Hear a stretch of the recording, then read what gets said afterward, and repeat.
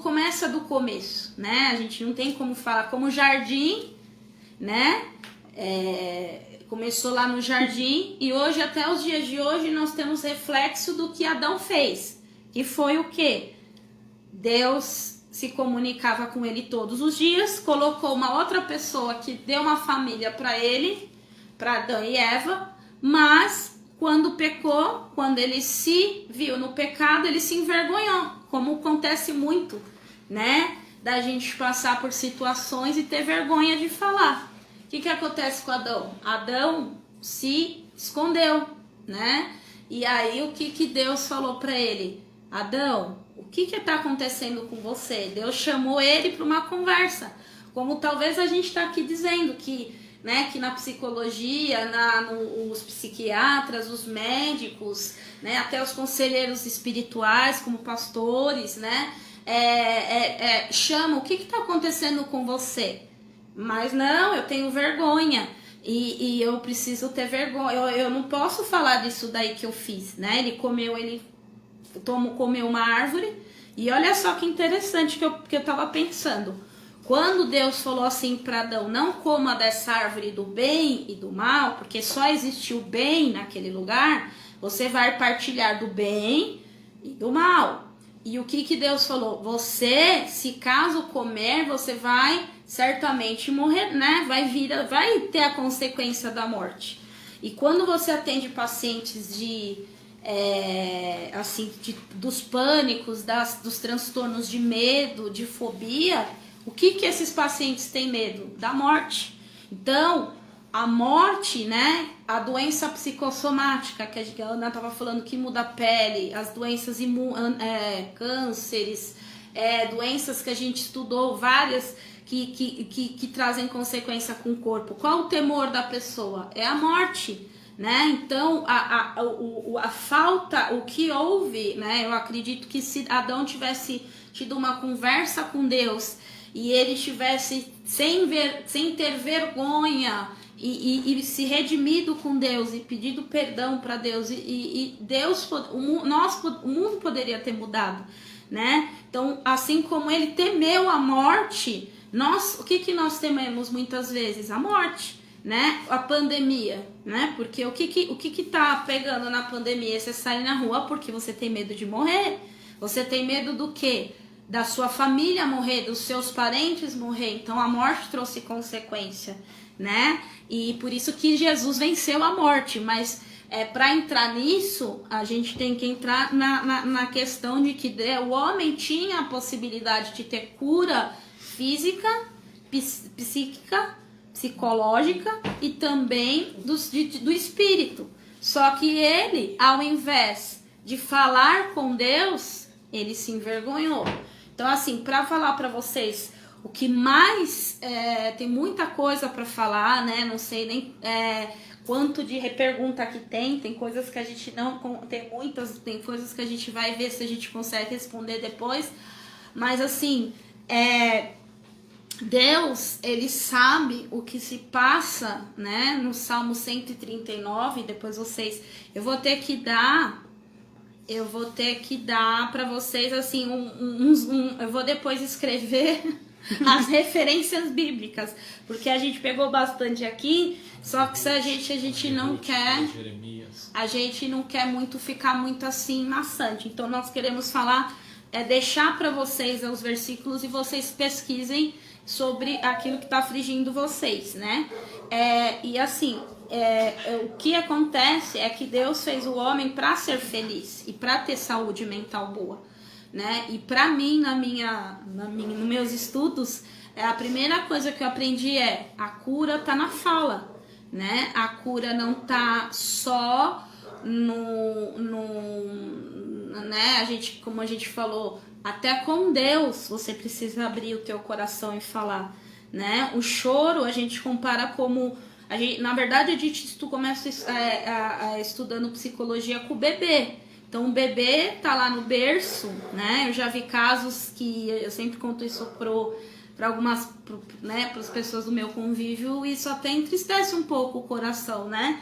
Foi achado um bebê numa casa que o bebê estava num desamparo tão grande, num berço, que o crânio dele já estava retinho, porque ele estava tão deitado no berço, sem amparo, né? Porque a mãe era usuária de droga, então ela não tinha condições psíquicas para cuidar do bebê, mas ela teve esse bebê, e o bebê ficava no berço, então o bebê quase morreu de inanição, né? Mas aí teve a adoção, adotaram esse bebê e tal, e essa criança foi restaurada. Mas um bebê, ele precisa de ajuda, ele precisa do choro, né? E nós somos também assim. Para que serve o choro, né? Por que a depressão surge um nó na garganta? Por que quando você tá triste, né? Porque você precisa chorar, né? O choro é aquilo que a gente tem desde quando a gente era bebê. Se você pegar um bebê pequenininho, um bebezinho, e colocar no berço sem choro, os médicos vão estranhar. A mãe vai falar, poxa, mas esse bebê não chora? Como que eu vou saber se ele tá com fome, com sede, com dor, se ele não chorar? Então, às vezes, eu ouvi um outro caso também, vou até passar aqui pra Ana também, mas assim, um caso de um homem, um psicanalista que atendia uma família, e a mãe tinha o costume de falar para a criança assim: não chora, porque você não pode chorar, engole o choro, engole o choro, engole o choro. Até que um dia essa criança voltou, né, foi no psicólogo, e o psicólogo falou que ele estava com problema nos olhos, infeccionou os olhos dele, e foi descoberto que o menino não chorava. Então aquelas lágrimas que toda criança chora, que ele chora para pedir, para querer alguma coisa, ficou ali no corpo dele, ficou oprimida. E essa opressão no corpo dele gerou o quê? Convergiu para os olhos mesmo. Literalmente, ele ficou cheio de terçol, com as lágrimas, segurou o choro, literalmente, daquilo que a mãe dele tinha falado. Então, assim, o que eu posso falar para você é que a maior cura é a fala. E a fala tá em você falar com alguém confiável, um profissional, uma pessoa que você... a Bíblia fala também aqui sobre falar, confessar os vossos pecados, para que você seja curado. O perdão, né? Como você vai... E o perdão. Sem o perdão, como você perdoa se você... Por exemplo, se ligar com Deus significa se comunicar com Deus e pedir perdão para Deus. A gente não faz isso no Pai Nosso. Eu peço perdão porque eu também perdoo, né? Então esse perdão é algo que também a gente vê muito, né, na clínica, a falta de perdão. Muito. Meus pais, porque assim, o passado não dá para voltar. O que você pode fazer é o hoje. Você pode lidar com o hoje, elaborar o que você tem hoje. O choro que você tem hoje. E o tempo, irmãos, por experiência de trabalho, ele não cessa choro. Ele não cura choro, né? Então você precisa chorar com alguém, você precisa falar com alguém. Se você tá aí ouvindo essa live, tá em angústia, né? Não sei se você sabe, angústia é esse nó, né? Que nós temos a palavra angústia, ansiedade é angústia, né? Se você tirar... se você trocar na origem da palavra ansiedade, é angústia. Então tem algo, angústia, né? Até a Paulinha tá brincando aqui, que ele é o que mais ouve falar isso. É a angústia. E angústia quer dizer estreito. A gente já nasce no estreito, a gente já nasce no parto, no estreito, a gente já passa por um estreito da vida. E a gente passa por várias angústias. Só que a gente já começa chorando e já começa alguém pegando a gente no colo, né? Então a gente você que nasceu, todos nós aqui nascemos, e não sei se por parteira, como você nasceu, você chorou, tanto que os médicos induzem ao choro, e você foi pego no colo, alguém cuidou de você, senão você não estaria aqui. Então você precisa dos cuidados de Deus, de alguém, se você tá com angústia, se você tá chorando. Não espere o choro ficar com nó, porque há pessoas também que ficam com tanto nó, não espera piorar. Vai se potencializar mais. Vai né? se potencializando e aquilo vai piorando. A gente com prática piora mesmo. Piora. O paciente procura você, parece que ele já está no fundo do poço e aí entra com medicamento, né? E tem casos que entram com medicamento, e medicamento alguns tem que ser forte. Então, se tivesse a fala antes do choro, talvez não teria tanto, não teria ficado tão crônico assim. Então assim, o que a gente percebe muito, né, na clínica é justamente a dificuldade, ou seja, a resistência, né, e até o preconceito que as pessoas têm de procurar o profissional, né, e muitas vezes quando eles se dão conta, justamente, né, Cris, eles já chegam realmente já numa demanda, né, que eles mesmos, eu diria que já houve uma perda de identidade, né, a pessoa ela se perdeu, né, então para ela se reencontrar, realmente é necessário ser feito aí um trabalho, né, senão realmente a gente não vê um retorno, né, e uma evolução no processo, tanto psicológico como medicamentoso, né? Mas é muito, eu sempre reforço, eu deixo isso muito claro e reforço mesmo para todos os meus pacientes, semanalmente, né? Às vezes eu acho que eles até pensam, nossa, essa psicóloga fala só isso para mim. Não, eu falo para ele, para reforçar, para ele entender que eu estou querendo dizer para ele, né, que as coisas acontecem a partir do momento que ele se permitir, né? Ele precisa se permitir também a querer sair do quadro que ele se encontra, né? Porque se ele não fizer isto, né, fica mais difícil, né? Onde ele acredita que ele não vai ter, né, saída, ele não vê mais perspectiva, e existe perspectivas e há saída, né, a partir do momento que eu procuro a ajuda psicológica, ajuda psiquiátrica, Deus, né, Deus tem que estar sempre junto, não tem como ser diferente, não dá, né, eu já vivi isto, eu falo por experiência própria. Eu vivi uma depressão muito grande há muitos anos atrás, né? Sofri muito, minha família sofreu demais e não foi fácil, E falo para muitos pacientes, né?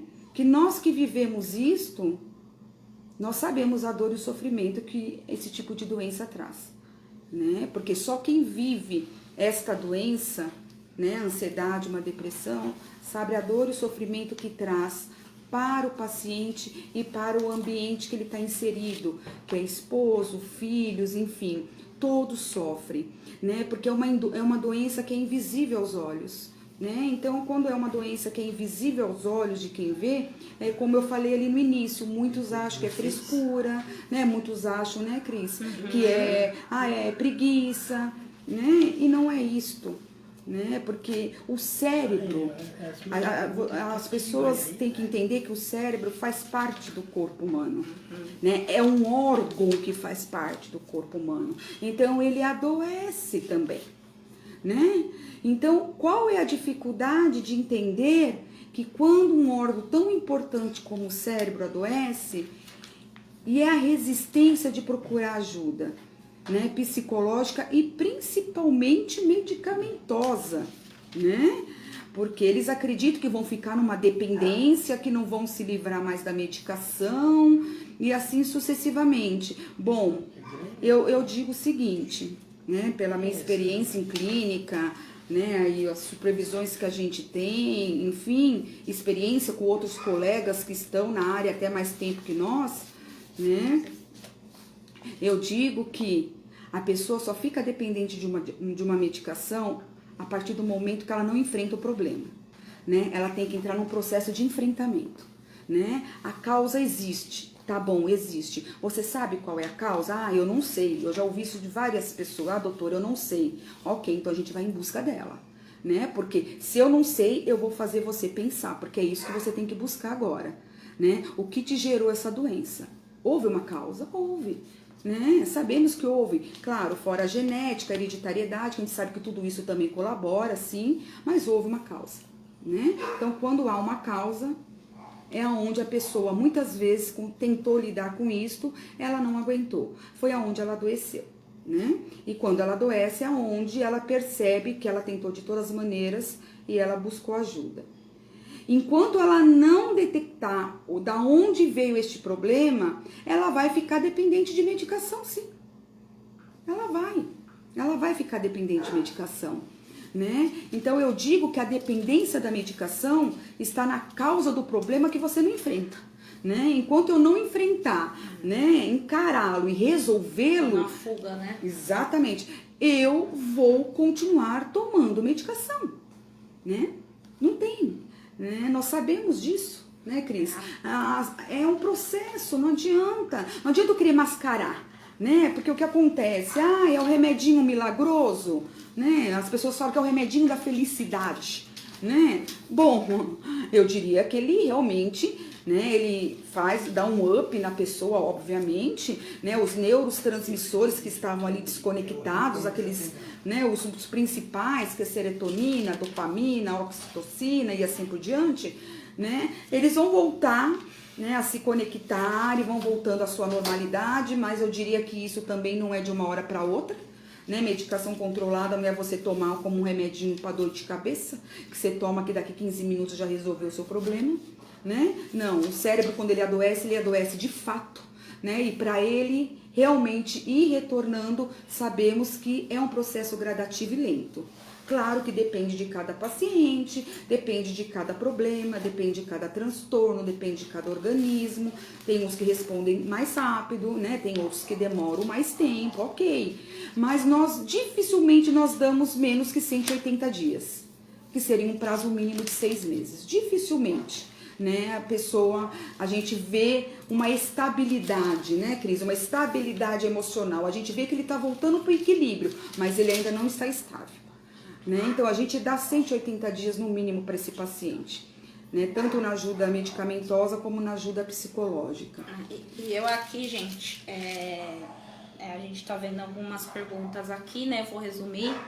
Então, borderline é uma psicopatologia, né? Que o border se chama... são os pacientes em limites, né? Que sempre na borda, sempre nas linhas de borda, né? Se você for traduzir é uma patologia que veio lá, né? Lá da Europa, e são pessoas frágeis, extremamente frágeis, por isso que elas sempre estão na borda, né? Quer dizer, elas sempre estão no limite. Ou da raiva, elas são pessoas bem assim, tem vários sintomas que não dá pra gente dar aqui, né?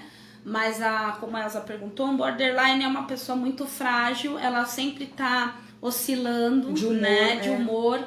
Não é como uma bipolaridade, né? Que a bipolaridade é um caso de... são meses, né? De um estado deprimido, e depois um estado eufórico. Então o bipolar ele muda de humor, mas demora de um tempo para o outro. Já o border, ele é uma pessoa assim que sempre está em caso de fúria, ele tem vamos dizer, ele dramatiza bastante, né? Ele vive comportamentos e relacionamentos instáveis. Ele se apega demais, né? Então, por exemplo, ele tem um amor, tudo é muito intenso, né? Então, por que eles falam border? Eles não têm, e a distimia. Eles não têm, assim, um equilíbrio psíquico, né? Esses pacientes que foram dados como borderline, então eles são pacientes muito inconstantes, né? Mas rapidamente, né? Então em uma hora eles têm euforia, uma hora eles estão... na verdade, eles ficam muito bravos, muito furiosos, essas pessoas que você vê em trânsito, né? Eu falo assim, não sei se vocês têm convívio, mas a gente já teve convívio. Não é todas as pessoas que brigam em trânsito que são borders, mas pessoas que são furiosas, que brigam e têm ataques repentinos, né?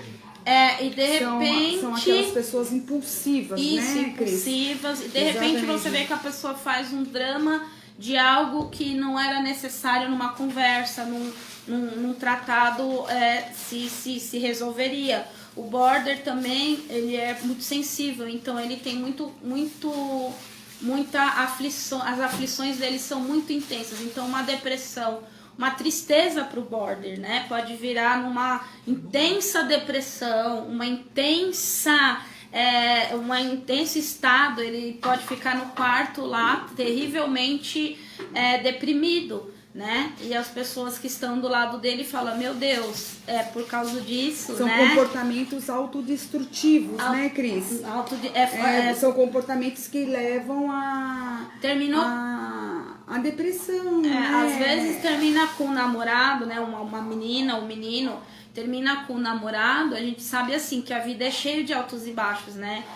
Divórcios, infelizmente tem os deslaces, né? A gente não concorda, né? Que nem até a gente falou, entra no lado pastoral da coisa, mas tem relacionamentos que se desfaz, e o border, ele é muito apegado ao parceiro, ele tem muita angústia de separação. Então, para ele separar de uma pessoa que seja um amigo, que seja até os próprios pais mesmo, né? Se ele tiver que ter uma separação, ele sofre demais. Então é um sofrimento muito grande, como a Ana Paula falou.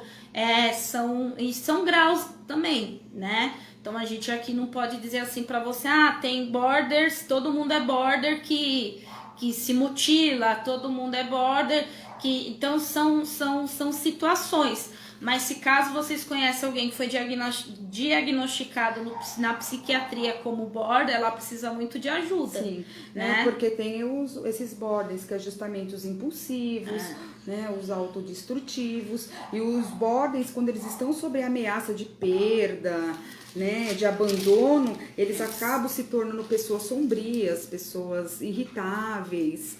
Né? Os então, comportamentos chega a ser até masoquistas em alguns processos. Alguns jovens se cortam, né? Como perguntaram muito uma vez em palestras, né? Por que os jovens estão se cortando? Muitas vezes são jovens que estão sofrendo isso, né? A dor para eles, eles não conseguem expressar a dor. Então a forma de se expressar a dor é chamando para eles aquela dor, entendeu? Aquela dor física mesmo, né? Porque é uma intensidade. Você pega uma pessoa intensa, ela não vai só, eu tô brava, eu vou fazer exercício, né? Ela não consegue lidar com aquela fragilidade dela. Então o border seria isso, é um caso mais mais assim abrangente, né? Que a gente pode falar em outras, a gente pode falar sobre só depressão, sobre só, né, transtornos de pânico, né? E até alguém aqui também falou sobre pânico, né? Surgiu também, né? A minha psicóloga é cristã, mas ela é católica. A Elza, né? A Elza. Percebo que nos cultos Deus trata de uma forma direta, extravagante e eficaz. Enquanto os psicólogos, como é que vocês inserem Jesus como centro real da cura, já que vocês acabam atendendo pacientes de diversas crenças? Então, no meu caso, Elza, eu tenho Jesus assim como uma autoridade também psíquica, né? Então, como muitos grandes psicólogos, Jesus foi o maior. O maior, né? de todos. Então, como que eu trago? Muitos pacientes eu trago Jesus, né?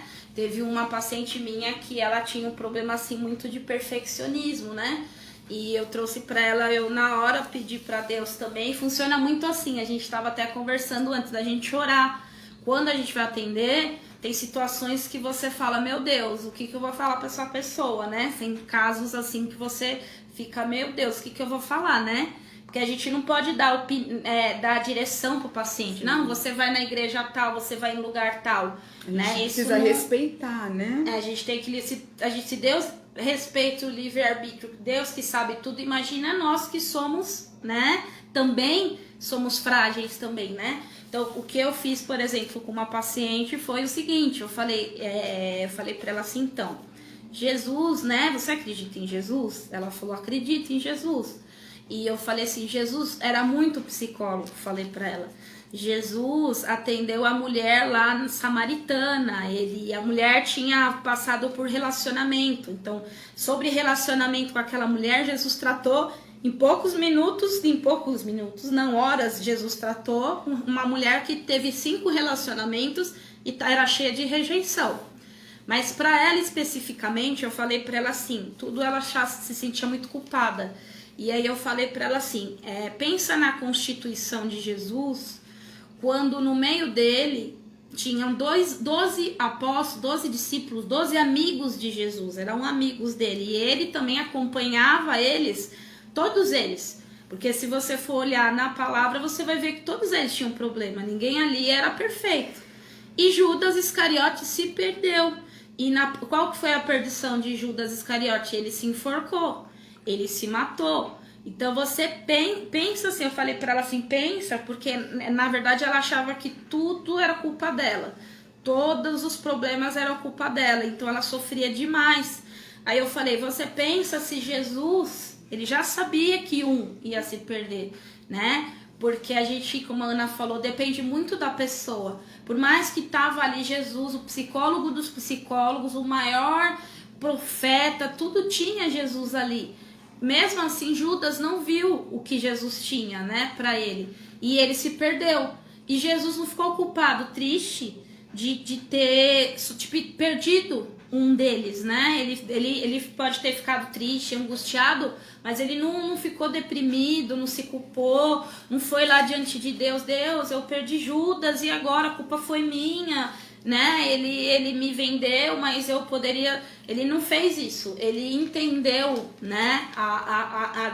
Ele entendeu o drama daquela situação muito fortemente. Então, como que eu ensino Jesus?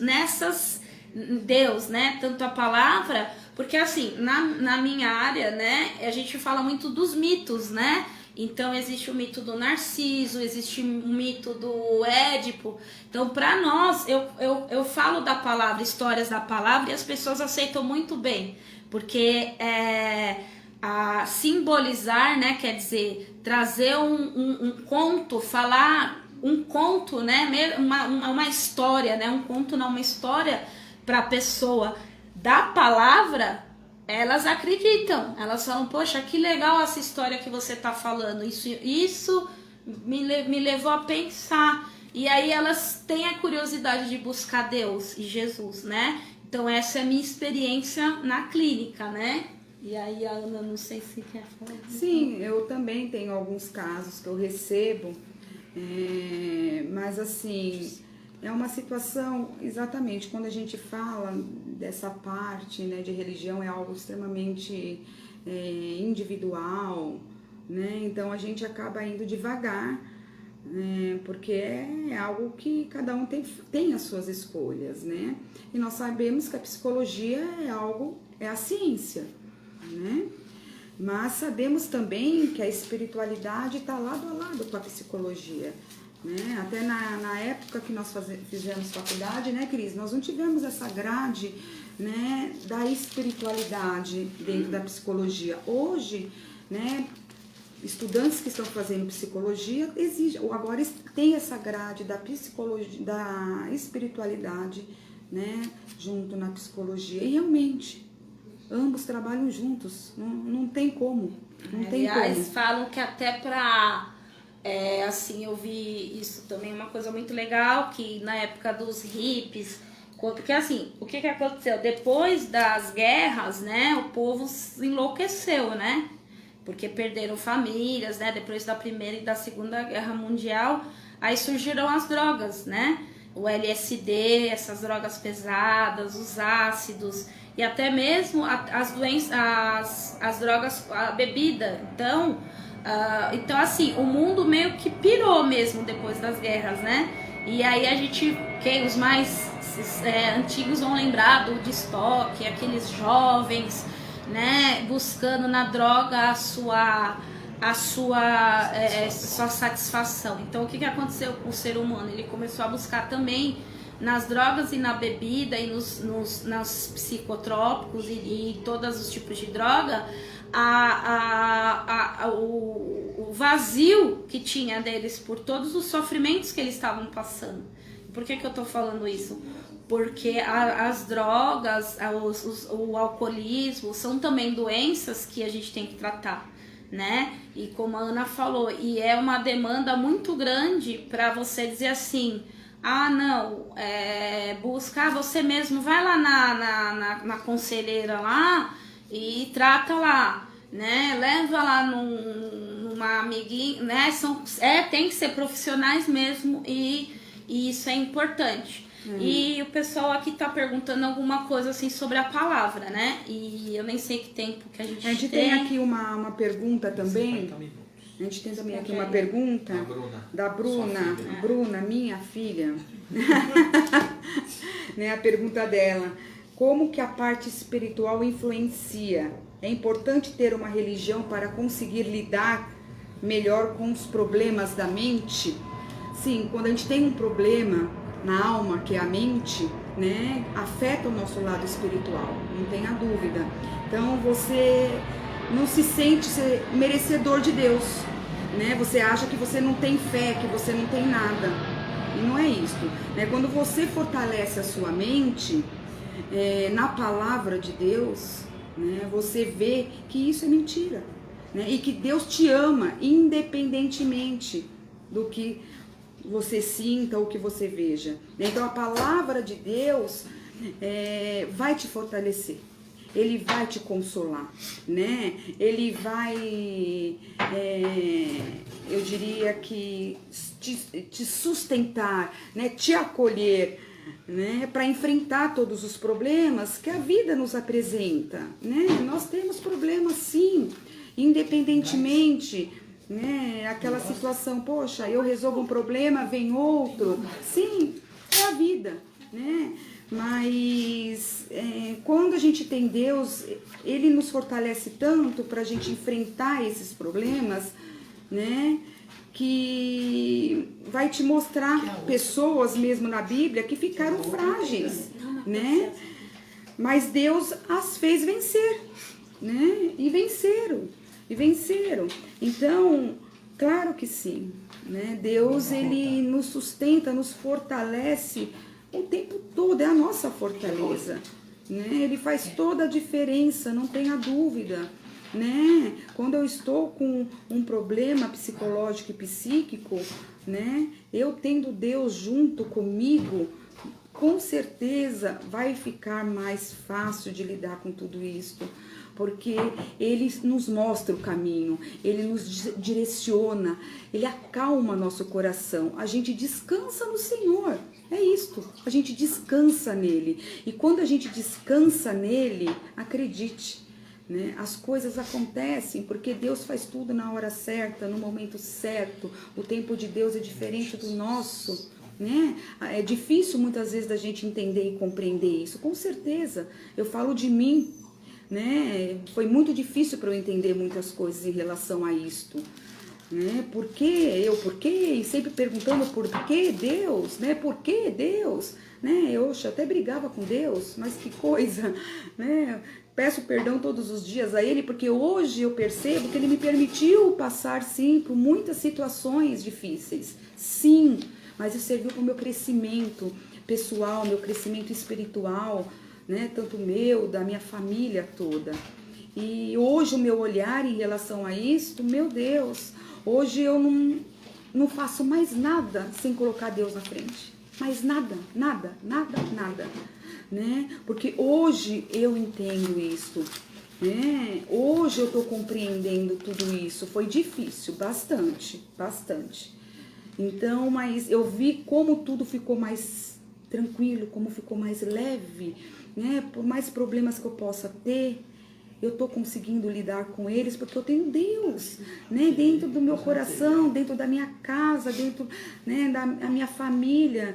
Então isso tem nos ajudado de uma maneira incondicional, né? Nos trazendo tranquilidade, né? Nos trazendo discernimento, sabedoria para lidar com as coisas, né? Então, eu diria que tudo isso é um conjunto, né? E quando Deus está nesse processo, né, as nossas emoções também ficam mais tranquilas, né? A gente começa a ter um autocontrole melhor das nossas emoções, a gente começa a entender melhor o que está acontecendo, né? Fica muito mais claro para nós, muitas coisas ficam muito mais evidentes, porque são as evidências, né? Nós trabalhamos com evidências, então são as evidências. Então, tudo isso vai ficando muito mais notório, muito mais perceptível, né? E isso faz de nós, não tenha dúvida, como você fica em paz, né? O seu coração fica em paz, porque Deus está o tempo todo conosco. Ele não abandona seus filhos jamais, né? Ele quer ver todos os seus filhos felizes, mas Ele também nos permite passar por algumas situações, sim, para o nosso crescimento. O que eu não estava enxergando? O que eu preciso aprender que eu não aprendi ainda, né? Por que às vezes o ciclo da minha vida se torna repetitivo, né? Parece que eu estou sempre vivendo a mesma coisa, passa 1, 2, 5, 10, 20 anos, eu estou vivendo sempre as mesmas coisas, né? Os ciclos da... Os ciclos se repetem. E por que eles se repetem? Né? Pergunte para você por que eles se repetem. O que você não mudou em você? Né? A sua forma de pensar, a sua forma de agir, a sua forma de se comportar, de pensar. Né? Então não adianta eu culpar o planeta, né? Porque é isso, as pessoas colocam a culpa em tudo, em todos, né? Que Deus também não me ajuda, né? Verdade? Mas não, o problema não é este, o problema somos nós, a gente tem que entender que somos nós, né? Precisamos começar por nós. Nós que somos a pessoa responsável para fazer essas mudanças, essas melhoras na nossa vida. Eu digo que pessoas perfeitas não existem porque não existe. Somos seres imperfeitos, claro que sim. Né? Em processo de evolução, né? Então, eu vou encontrar alguém perfeito? Não vou. Da mesma forma que eu não sou, eu também não vou encontrar. E ninguém de nós. Por favor, quem acha que vai encontrar o príncipe encantado, né? Não vai, tá? Porque não existe perfeição. Não existe. Nem na figura do relacionamento, né? Não existe. Nós estamos aqui para evoluir, mas nós podemos melhorar, nós podemos mudar sim, a partir do momento que eu quero, que eu me permita fazer isto, né? Então, com isto, você vai percebendo que as coisas vão acontecendo na tua vida. As coisas vão tomando um outro rumo, sim, vão fluindo, né? E você fala, nossa, o que está acontecendo? Né? Está acontecendo que Deus, Ele está fazendo, Ele está agindo, né? É Ele que está na frente. Os sintomas também, né, gente, que a gente tem são indícios de que a gente também tá, como a Ana falou, é impossível você fazer parte de uma guerra e você não sintomatizar. Então, muitas vezes, né, até uma vez a terapeuta falou assim pra mim, eu falava assim, poxa, mas eu tô sofrendo com uma situação que tá acontecendo na minha família. Ela falou, mas você não é um vaso de ferro, você não é você não é um pedaço de ferro, você é o nosso. Deus fez a gente até de vaso de barro. Ele fala, né, eu sou oleiro e vocês são vaso de barro.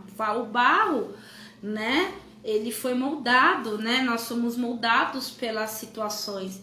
Então, assim, nós não somos feitos para ser como um ferro, né? Uma geladeira, uma coisa assim fria. Nós somos cheios de fases da vida, né? Tanto que eu ia até falar aqui, eu não sei se vai dar tempo rapidamente, né? Eu ia trazer 3 testemunhos bíblicos, né? Dá tempo? Tem 45 minutos. Sobre 3, eu vou falar rapidamente 3 testemunhos bíblicos, que foi onde eu procurei num estudo sobre pessoas, né? Depois, assim, se vocês tiverem mais dúvidas, né? Assim, mais relacionado a isso, vocês perguntem, né? Deixem nos comentários, e depois, se a gente não souber, a gente passa para a apóstola, né? Mas uma que me tocou muito foi o caso de Noemi, né? Era uma mulher que vivia num lugar que teve né? Quem procura lá no livro de Ruth, né? ela teve um luto, né? Sofreu um luto muito, muito triste, uma fragmentação, a gente fala, muito grave na alma dela, porque ela perdeu o marido e os filhos, né? E o que sobrou para Ruth? Para Noemi? Sobrou 3 noras. O que aconteceu com essa mulher? Essa mulher, ela, se você for ver lá no original, estudar, ela ficou isolada, ela ficou triste, ela ficou em estado de luto muito forte. E ela teve, vamos dizer, um quadro depressivo. Por uma coisa muito, muito difícil mesmo, né? Algo muito duro. Você, né, perdeu toda a sua família. E por ainda pior, que ela estava passando por uma fase de pobreza muito grande na nação dela. E aí o estudo, eu achei muito interessante ele falar como que Noemi saiu daquele estado depressivo. Então, o que aconteceu? Ela se viu só e todo mundo ia embora e deixar ela. Ficou viúva e ficou sozinha. Só que Ruth ficou com ela. Então, ela encontrou uma amiga, né? Que era a nora dela. E o que aconteceu? Essa força que ela não tinha, que ela estava perdendo, que a gente chama de pulsão de vida, ela já estava perdendo.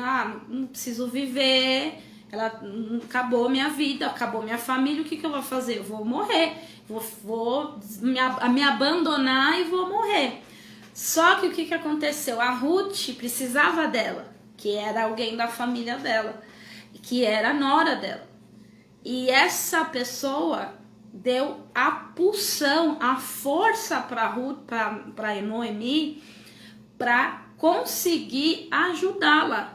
E a forma que Noemi fez para ajudar a Ruth foi ali, deu todas as instruções. A Ruth, a nora dela, né, era uma nora e sogra, pediu ajuda uma para outra, e uma conversava com a outra, e elas se aconselhavam.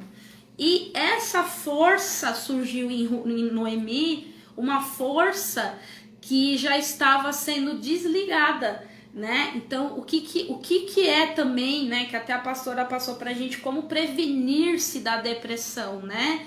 É você achar recursos também para você ser feliz, né? Buscar algo para você fazer, né? Então, Noemi já tinha um estado de fragmentação total, e ela teve pulsão de vida. Então, ela foi e ajudou Ruth, até que Ruth, para quem sabe a história, era viúva, arrumou um esposo, o esposo sustentou ela, e a família ficou feliz, né? Então, o estado mau, o estado crítico que Noemi estava, transformou o luto, né? Tem numa passagem Isaías que fala que Deus transformou o luto em alegria. Como pode, né? Deus tirou as cinzas do luto lá e de Noemi em alegria. Outra coisa, outra pessoa, né? Aí depois acho que a Ana vai responder uma pergunta que fizeram para ela. Elias e Jeremias. Jeremias, irmãos, para quem não sabe, a Bíblia tem Lamentações, né? E a Lamentações foi feita pelo livro de Jeremias. E tanto Davi como Jeremias passaram por grandes perseguições na vida deles. Então, vamos dizer que Noemi foi algo ligado ao luto, e Jeremias e Davi foi ligado a rejeições mesmo. Vários tipos de rejeições, calúnias e perseguições. Depois vocês leem lá, né? E Davi, aqui tem uma passagem que eu queria ler assim para vocês. Uma coisa assim que eu achei muito legal, que é uma das passagens muito importantes para a alma. Você que sente, né? Eu até ia ler uns sintomas, vou falar um pouquinho dos sintomas que você tem para você perceber que você tá com problema de alma. Eu li ali basicamente, não são todos esses, né? Mas se você se sente, tem rejeição, se sente excluído, se você se sente... se você não tem um bom relacionamento nem no seu trabalho, nem na sua família, se você tem episódios de solidão, se você passou por abandono, se você passou por adoção, né? Ou seja, você é uma criança que que era adotada, se você foi, se houve mortes graves na sua família, né, graves, pessoas muito importantes, se você passou por traumas de abuso sexual, abuso físico, psicológico, emocional, se você sente isso, são traumas. O que é o trauma? O trauma são repetidas coisas ruins que acontecem com a gente. Então, se você passou por isso, procura ajuda, né? Então, você vê a gente estava até falando agressividade, né? A gente estava falando do border, né? Episódios de pessoas que se isolam. Você vê uma pessoa que tá bem, tá super bem, tá feliz, tá contente, tá estudando. De repente, a pessoa some do mapa e a pessoa passa a se descuidar, né? Começa a sofrer de obesidade, a autoestima vai diminuindo muito. Eu vi né? uma